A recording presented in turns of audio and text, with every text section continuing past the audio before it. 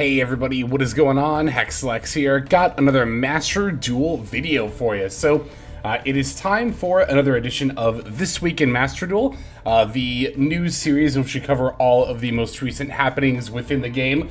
We'll not only be talking about stuff going on in the game, but also the meta as a whole, looking at both ranked ladder and tournament top cuts in order to kind of suss that out. One of the main questions that I'm going to be posing for this week's edition of This Week in Master Duel is Yubel. Is it actually a tier 1 or even the best deck, or is it all new deck hype? We'll go ahead and take a look at some numbers on Untapped and Master Duel meta to kind of help us figure that out. But first, as always ever, we are going to start with the in-game notifications. Check out what has been going on lately in Master Duel. Last time we talked, there was, of course, the newest selection pack, two of them rather, that had just been announced. And indeed, of course, that has been about a week and a half ago. And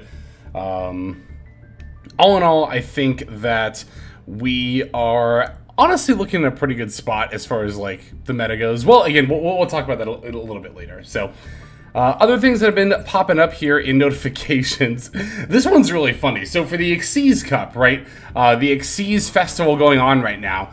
They actually added cards to the ban list, which they do occasionally for events, right? Not often, but occasionally. But I think the thing that's really funny to me about this is that they banned Pinpoint Dash, which was a card that had recently been getting attention on like social media, right? As a card that would be really, really broken in the Xyz Festival, because basically Pinpoint Dash, basically you declare an extra deck card type, and I think it's like if you and your opponent have, like, you randomly reveal a card in the extra deck or something. If you have the same type, then you can summon any monster of that type from your extra deck. Basically, since everyone's deck is going to be Xyz monsters, right, you would just call Xyz, and then you could special, like, Raid Raptor Ultimate Falcon for a Towers. You could just summon literally any Xyz monster you want. So, I thought it was kind of funny that they banned that based on people, you know, what they've been talking about. So, I guess it just goes to show, if you've got something cooked up for a festival, don't talk about it. Just wait, or Konami might ban your tech. So, it's kind of funny. Anyway, what else do we have here? Again, of course, the Xyz Cup is currently underway. I haven't played in it yet. Of course, I do intend to, but there's been a lot of negative feedback regarding the Xyz Cup. Just the idea of doing this style of event, one where, you know, you can only use one summoning method, and making it a Duelist Cup format. And I honestly agree, because one of the things that I really don't like is, let me see if I can actually find, like, go under the rewards for the Xyz Cup. There's a really cool icon profile. There we go, rewards list. Second stage. Yeah, here we go. The overlay unit icon frame, I think this is really cool, but what kind of sucks is that it's only available for the top 100 finishers, right? And, yeah, like, as cool as this icon frame is, you know, is it worth it to actually try to get top 100 in this kind of an event? My answer is no. And I think that's what a lot of people feel as well. You know, I don't even like grinding out regular Duelist Cups on the second stage. So, for this style of event, it's a pretty hard sell for me personally. Also, I feel like, I don't know. I don't know that I really understand why you would try to make this into a competitive format. You know, the type of events that lock you into like one or two extra X summoning types, they tend to be more like on the casual side, I feel like. So, to go for the competitive route on that one is a little bit weird to me. Got a couple new accessories as well. Darkhold Dragon's got a wallpaper. It looks kind of cool. And then Centurion Pre-Meta has a card sleeve. Again, I'm generally not a fan of the card sleeves that are just card art. But it doesn't look bad. So, alright. I think that's everything we have to talk about here. So, let's go ahead and pop on over to Untapped.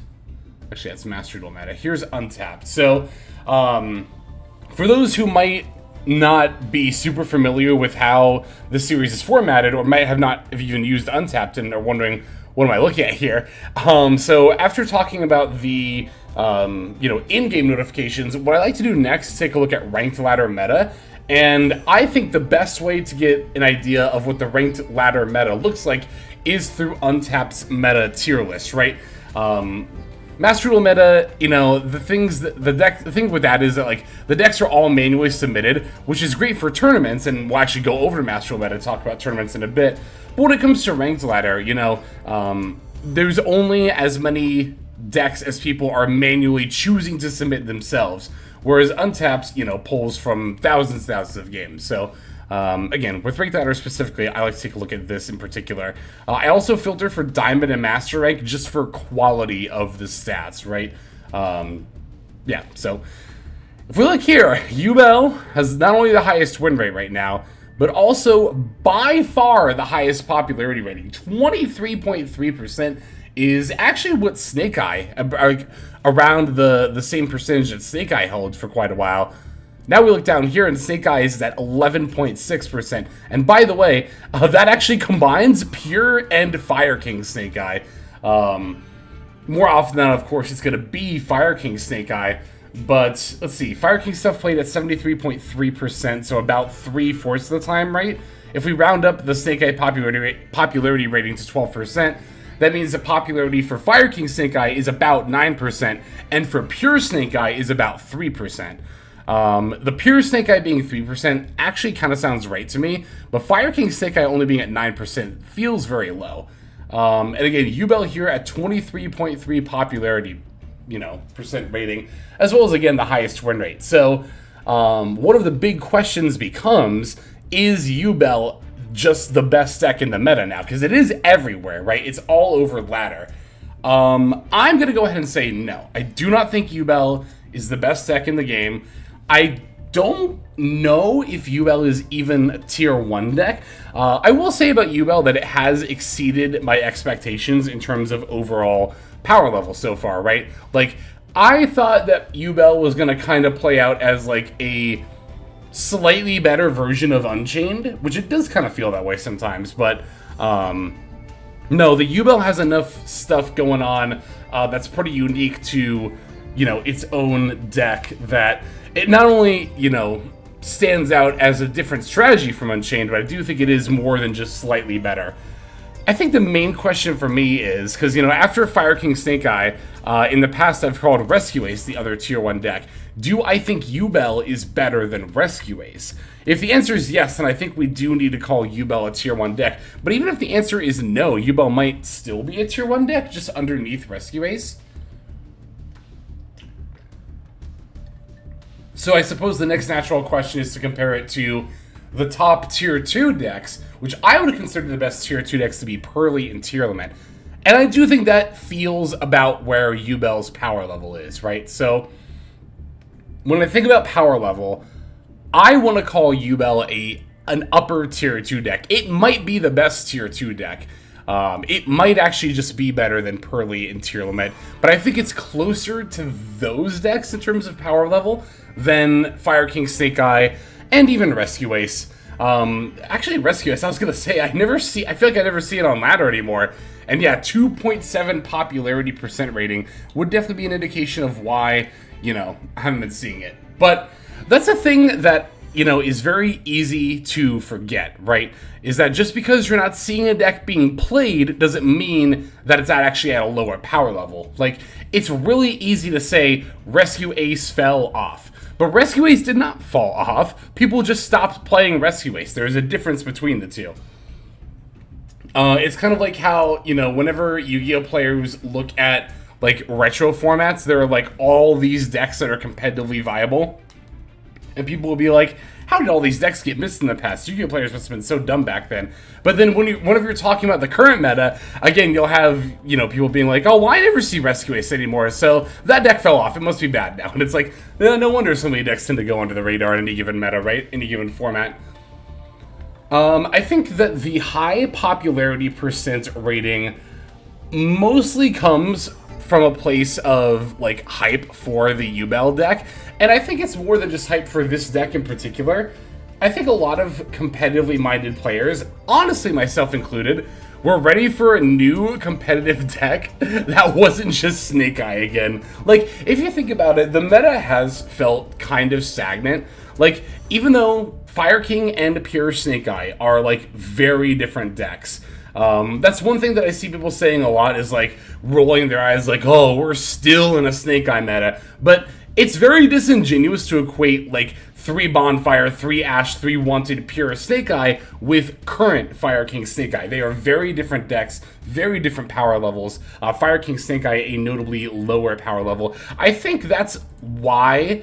one of the reasons why Yubel feels like it's the strongest deck, or why it might feel like it's the strongest deck, right, is because that the gap between what I think is the actual strongest deck, Fire King Snake Eye, and Yubel is quite small. Unlike Pure Snake Eye, again, if Bonfire, Ash, and Wanted were all still at 3, Pure Snake Eye would be notably above Yubel, right? And this is something that I've been talking about ever since Ash and Wanted went to 1, right? Is that the format is going to open up. I was saying, you know, when those cards got limited or that ban list got announced, that the format's going to open up. It's going to feel like a lot of decks are viable, and as a result, it's going to be pretty diverse. And I think that's where we're at right now. I think the fact that, like, so many people can conflate Yubel for one of the best decks in the meta is an indication of, you know, the fact that the power level is relatively even across tiers 1, 2, and even 3, honestly, which has not always been the case. Again, not recently, not with Snake Eye, you know, Pure Snake Eye with multiple Ash, so... Alright, so yeah, so Yubel, again, like, I'm actually surprised that the win rate is as high as it is given the popularity. Usually the more popular we see a deck, we see the win rate kind of tend to lower a bit. However, at the same time, if you look, 56.6% really isn't too much higher than stuff like Snake Eye and Tier and Rescue Ace, right? Which are sitting, well, I guess Tier is down at 54.6, but Snake Eye and Rescue Ace are like 55%. It's just 1% higher, which is not too much of a gap there. And yeah, I think the fact that the popularity is so high, especially in Diamond and Master, is again an indication of competitive players wanting to try a newer deck. Like, if we allow for all ranks, then yeah, you see the overall popularity rating does tend to take a noticeable decrease there. So I'm actually very surprised to see Stun have this high of a win rate. That's actually wild to me, but I guess it's there. The numbers don't lie. Another thing that kind of blows me away when I'm looking at popularity is how high Kashira's popularity rating is relative to how good I think the deck is, which is, like, not very. Okay, I don't want to say it like that, because I think it's a fine deck, but, like, I think Cash, in terms of power level, is a pretty firmly, like, middle tier 3 deck. But 6.5% popularity rating, I think, might actually put it at the 3rd most popular deck behind Yubel and Snake Eye. It does actually. Wow, look at that. Usually that spot has been reserved for tier limit, which 5.5% makes it the 4th most popular. Well, actually 5th behind Centurion, but yeah, I'm always, I mean, it's not even just right now. Last season too, right? We saw, actually, we can just go over to previous meta here, and where is Cashier? Here it is. Yeah, look. All the way down here, only 50.7% win rate, but still 4.9 popularity rating is pretty significant. Again, we had like Snake Eye and Tier Lament, but after that and Rescue Ace, it is like one of the top 5 most popular decks. So that's a little bit baffling to me. I mean, it is a decent anti-meta option. I guess it's really more that it's just a vehicle. Well, I don't know. I was going to call Kashira a vehicle for stun, but I don't think that's always accurate. I do think there is. We can actually look here and see. Hang on, where's Cash? Where'd it go? Here it is. How often the floodgates are actually played. Look at this. Even D-Fissure is only played 37.1% of the time. That's like the most common floodgate kind of card. Macro is only 24.7%. So, because it's really easy, and I mean, this is why I like looking at these numbers, right? Because it's so easy for that confirmation bias to take a hold. Like, I was about to make the statement that, like, oh yeah, Cash is probably doing so well because of all the stun variants, but those are making up, according to the data, less than 20%, less than a fifth of the Kashira decks here. So, yeah, I mean, Kashira as a whole, as an archetype, is still kicking, which again is really surprising to me, but Yeah, so all in all, when it comes to the ranked ladder meta, I think that while Yubel is making quite a splash, I still don't quite think it is the best deck in the meta. I think there's at least one Fire King Snake Eye that's better, possibly two or more in the forms of Rescue Ace, Pearly, and or Tier. But, alright, let's take a look at some tournament results now. So I have here, oh, that's the Master Duel Meta main page. Yeah, here we go. 4 major tournaments over on Master Duel Meta that have been reported since the release of Yubel. So I want to take a look at all 4 of these and kind of see how the tournament meta has been affected. Now, as we take a look at the first Decade Meta Weekly, we're already seeing similarities to the untapped tier meta list for the ranked ladder, right? Where Yubel is kind of overwhelmingly at the top in terms of representation. However, again, one thing to remember is not just the new deck hype in general, but especially for this Meta Weekly, takes place literally the same day the pack comes out. So naturally, people are going to flock to the stuff that just got released, right? In this case, of course, the Yubel deck. So looks like the tournament ended up being won by Branded, of which there were 2 that topped. I was going to say, I'm pretty sure it was more than one. This one on the Gimmick Puppet Nightmare, which I still think Albion Sanctifier here is the card that needs to get banned. And also a Yubel package, which is kind of neat. Indeed, it looks like the only targets we have for Nightmare Throne is popping the Spirit and going for the Phantom. Which, honestly, not that bad of an engine. 5-card commitment to your main deck for 3 Nightmare Thrones, Spirit, and Yubel. But you have the option, if you open that, to begin your plays with Phantom on the field. So that's pretty neat. Alright, Yubel did end up taking the 2nd place here. Looks like a fairly standard build. They were on the Chaos Summoning Beast as well as Gamma. Chaos Summoning Beast, I know I've said it recently that, like, I'm not the biggest fan of this card, but it's more understandable to play in a tournament than Ranked Ladder. Like on Ranked Ladder, right, you know, if you happen to just opening the Spirit Gates and nothing else, like, you know, one loss if you open that kind of a rare hand is not that big of a deal, but in a tournament, you need to be winning every single game. So I think the Chaos Summoning Beast makes more sense for tournament lists. Fire King Snake Eye taking top 4, pretty standard looking list. They are on the Infernal Flame Banshee, which is pretty cool. Another kind of, actually, how do they go into that? This deck has 3 level 4 monsters. Is it just Arvada plus Ulcanix, I guess? I don't know. Interesting. I was expecting to see, like, yeah, like maybe, I don't know, Parallel Exceed or something, but interesting. Okay, here's another Yubel list. Also rocking the Chaos Summoning Beast, which again, for tournaments, I do think makes more sense, especially a best of 3 tournament like this one. A single Piri Reese map to help with consistency. Alright, got another Yubel list. This one on Ultimate Nightmare and Mature Chronicle. A couple of optional cards here that aren't bad by any means, but I probably would never play those, personally. Here's more Fire King Snake Eye action. Looking like a pretty standard list here. Alright, more Yubel. This one looking pretty standard. They're on Super Poly. I've noticed a lot of them are also on the Abominable Chamber of the Unchained, as opposed to the Escape of the Unchained, which I have considered before. It makes sense. Here's Rescue Ace. Still performing pretty well. Triple Droll. Seeing a lot more Droll and Mockbird in the meta, which I think makes sense, given how the meta's been kind of playing out. I need to make an effort to find room for Droll in more of my decks, honestly. Or at least see if I have the space. Another Yubel deck. Fairly standard looking. It's got the Super Polys.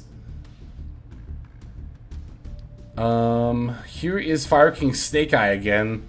Although this one's more of a Fire King, well, a little bit more of a Fire King deck. It's got Rangbali and Barong, so there is that. More Yubel action. They're on Super Polys and Chamber. I think all of them so far have been on Super Poly and in Chamber. This is, I saw the TG list in there, and oh, This is exactly the kind of deck that speaks to me.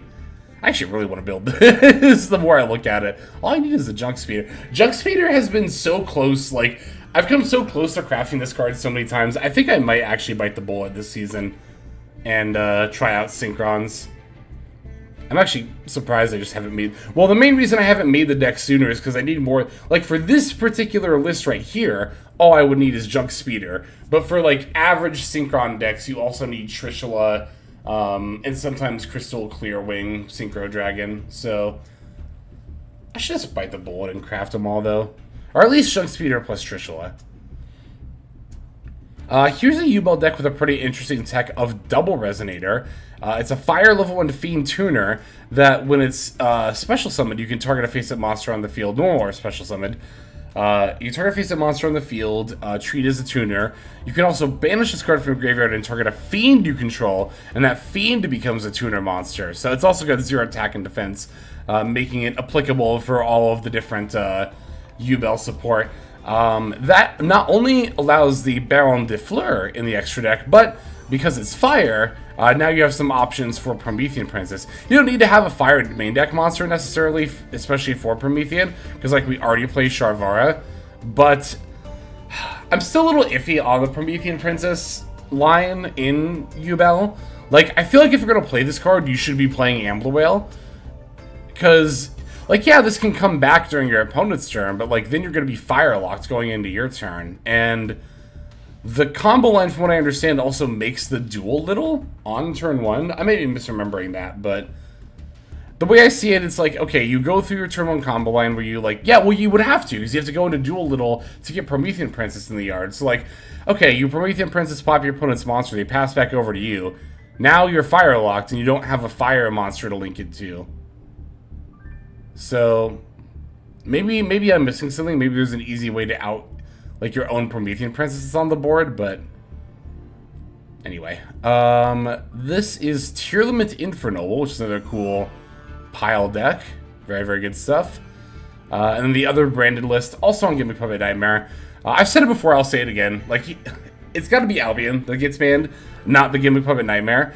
Because if you ban the Gimmick Puppet Nightmare... They just replace it with, I don't remember the names off the top of my head, but there's an Archfiend monster that can be sent to the graveyard off of Granganol that lingering Fiend locks. And yeah, the Fiend lock, I don't know. It's obviously not quite as harsh as a Gimmick Puppet lock, but there's still like, it's so easy to be like, oh yeah, Fiend lock is fine. There's Yubel, so yeah, it's fine. But it's like, there's so many decks that are not Fiend decks that, it's still not fine. Albion Sanctifier just has to go, honestly. Ooh, Dragon Link. Always fun to see some Dragon Link action. Alright, and that's going to do it for the Meta Weekly. Let's look at some other tournaments from since the release of Yubel. Okay, so here is the M Cup. First one of that. It's a bi-weekly tournament, 87 players. Single Elim, one deck with 15 card side deck, best of 1 Swiss into best of 3 top cut. Okay. And here we see, I think, a little bit closer to what the meta is probably like, which, yeah, I think Snake Eye does still end up being the best deck, with Yubel being not too far behind here. But Branded, once again, taking the win for this one. No puppet package here, which is cool. I'd like to see that.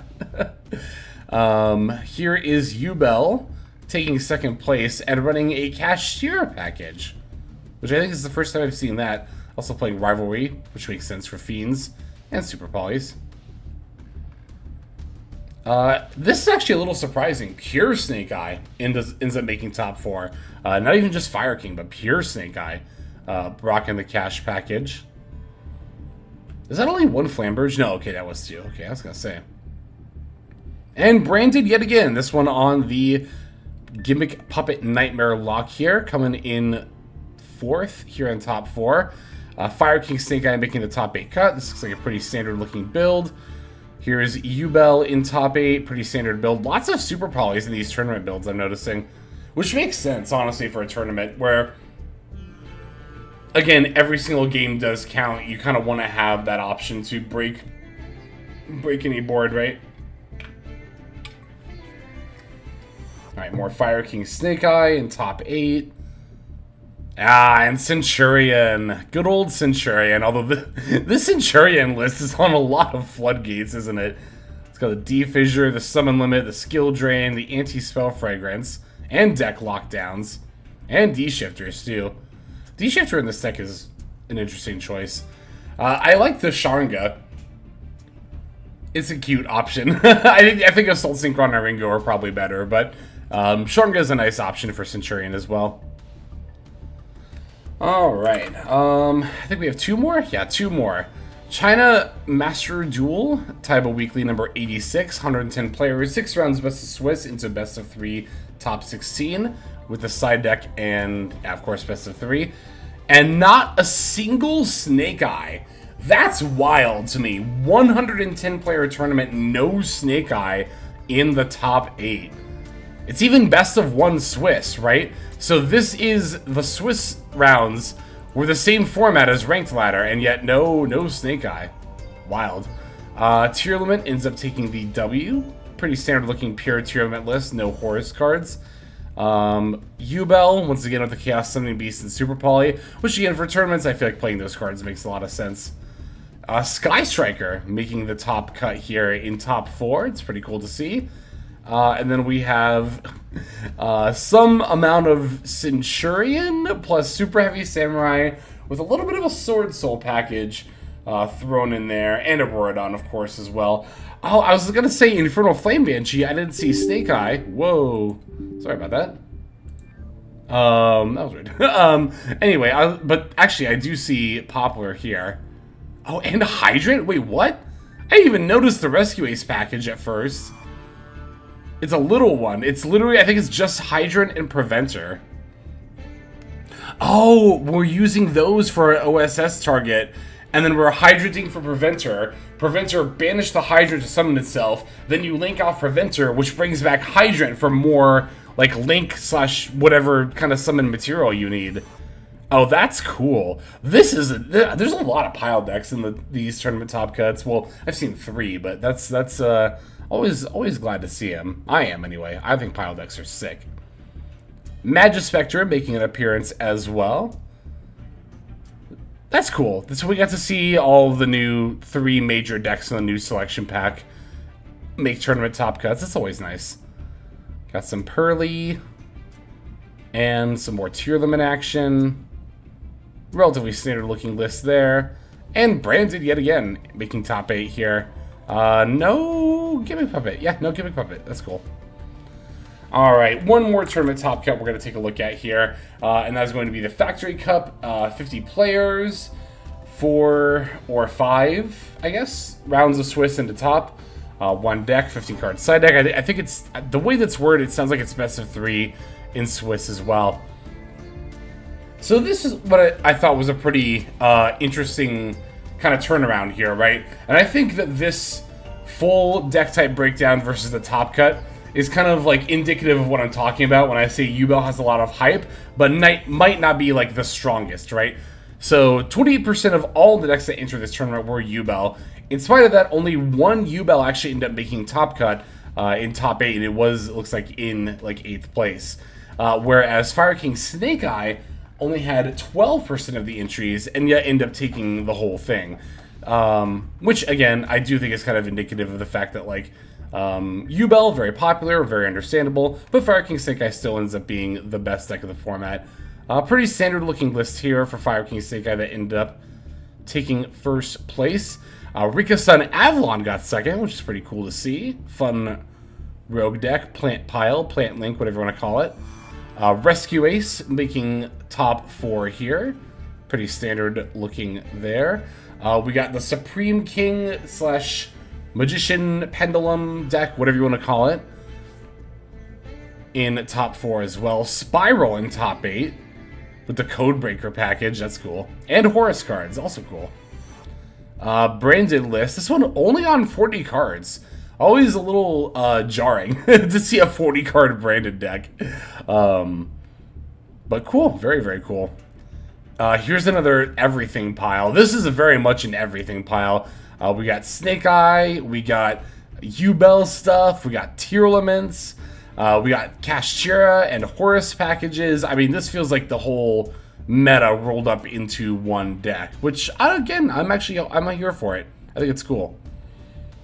Got more Yubel here. Relatively standard looking. They're playing one Puri Reese map. And yeah, looks like that's going to go ahead and do it. So that'll do it for this week in Master Duel. Thanks everybody for watching. And yeah, I think we're just going to go ahead and move on to our outro. Hey everybody, Hexlex here. Just want to give you a huge thanks for watching all the way to the very end of the video. Believe it or not, that is actually one of the best ways that you can support the channel, is by watching the videos in their entirety. But there are many ways in which you can support the channel if you are so interested. The names that you're seeing on screen here, I gotta give an extra special thanks to, because these are people who have chosen to either become a member on YouTube, which if you're interested you can do as well via the join button next to the subscribe button down there, or have signed up over on Patreon and become members there. Link to that is going to be in the description below. Without the support that is being offered by, again, all the people that you're seeing on screen right here, I would not be able to take the time to dedicate to uploading daily YouTube videos. So thank you so very much. But there are also other ways you can support as well. Again, link to the description below. If you like my deck tracker that you'll see in a lot of my videos, the Untapped Companion, you can download that for free, and if you use my affiliate link down there, then that also goes a long way towards supporting the channel. That's again free. So is subscribing here on YouTube. That's also free and a huge way to support. You can also check out Twitch, once again linked in the description below. Following and subscribing over there will not only support as well, but also give you notifications of when I go live if you want to catch some of the live streams. But really, no matter how you choose to support, it all adds up and it all definitely means the world. So thank you each and every one of you. For now, this is Hexlex. I'm going to be signing out. But more than that, I'm hoping that you have a fantastic day.